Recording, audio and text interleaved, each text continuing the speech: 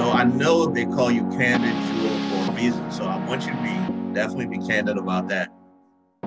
It's been a while since you've been in Ghana for a year or a year and a half.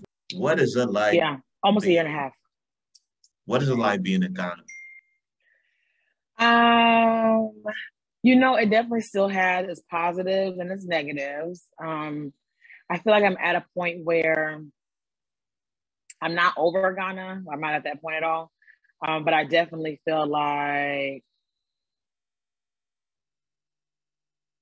Ooh, pregnant pause. I, Is that how you feel? I feel like Tell us how you because really feel. I feel like I definitely enjoy it. And of course, I feel like every day I'm standing out, I'm always new to somebody. But I mean, I feel like it's regular, you know what I mean? But I feel like it's regular to me because I've been there for so long. I'm so used to like being the foreigner, you know what I mean? Being the only foreigner in the room. So I'm Mm, kind of adapting to that, like that sense of, I'm always going to be a tourist here or always be looked at as a tourist here. I'm never going to ever be looked at as like somebody that's actually moved and started settling in Ghana. I hope that makes sense.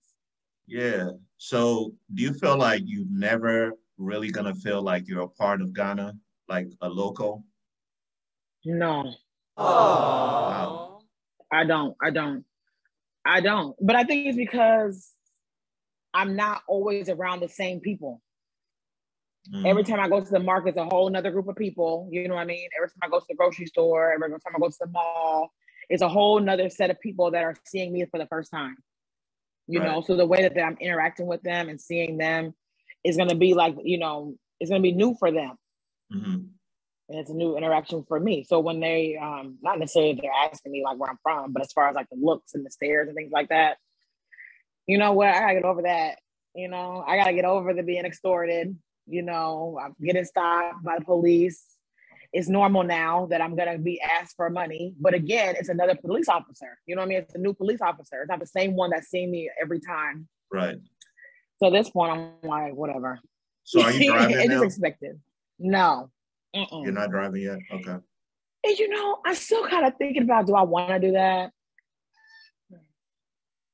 I think the only benefit of me initially having a car would be that I can have a driver drive my car and it's always, available to me. So I am considering that, but I do like not driving. I like being able to get in the back seat, do what I want to do in Right. traffic. Because if I'm driving in traffic, that takes a toll on you mentally, as Yeah. a Extra driver. So me stress. in the back seat, I ain't got to worry about it. Mm. So Yeah, yeah, because it has its ups and downs. yeah, that's what some folks from here who are thinking about moving to Ghana, those are some of the questions that they ask. Should I bring my car? Should I ship my car? Right now, one thing to consider is that shipping is getting really expensive, especially since the pandemic started.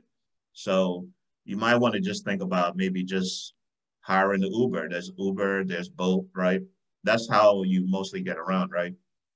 Yeah, I do. I do. And I actually was thinking about, especially for this December, getting a driver. I actually talked to a boat driver that I was asking him, like, how much do you make a day?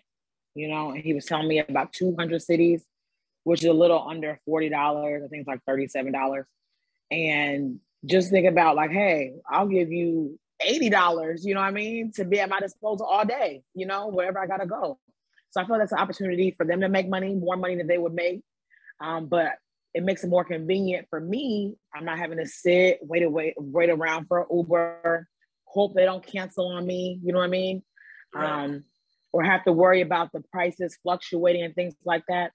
I don't really know if it's that necessary. I think it's more necessary if you have a car, if you're like doing business in town and you live out of town, you know? Shoot. And you don't even have to pay that much. They'll take $50 I for real. know.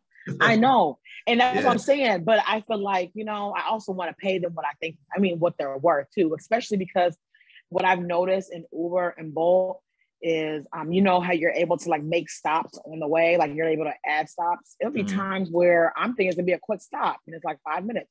It ends up being 30 minutes. And I'm so worried about him in the car, and he chilling. And then I'm thinking that they're going to charge me more for having to wait, and they don't be charging me more. It's like the same price than when it first started. Right. So I was thinking about stuff like that. But yeah, you know, $50, they would definitely take it. And they might make that, you know, if they were doing trips all day, and they might not, you know, it just all depends. Okay. But yeah, I definitely am going to probably do that for December, especially with all the traffic and stuff. It'd just be easier just to be dealing with one person. It also cuts down the security aspect of it as well.